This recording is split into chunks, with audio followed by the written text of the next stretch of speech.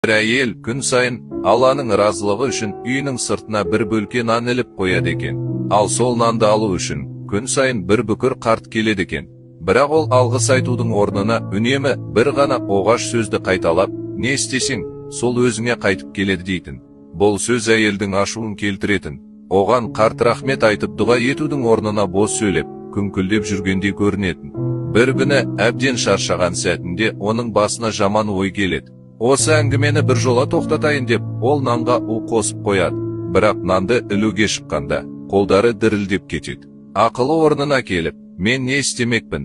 Мен мұндай адам емеспін ғой деп, у қосылған нанды отқа тастап, оның орнына жаңа таза нан іліп қояды. Қарт келеді де, нанды алып, әдеттегідей не істесең, сол өзіңе қайтып келеді деп кетіп қалады. Сол кеште есік қағылады.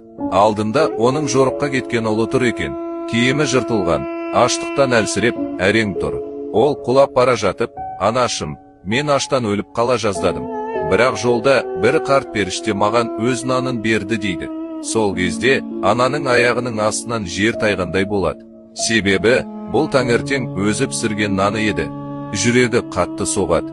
Егер ол бүгін у қосылған нанды ауыстырмағанында, өз баласын өз қолымен өлтірер еді.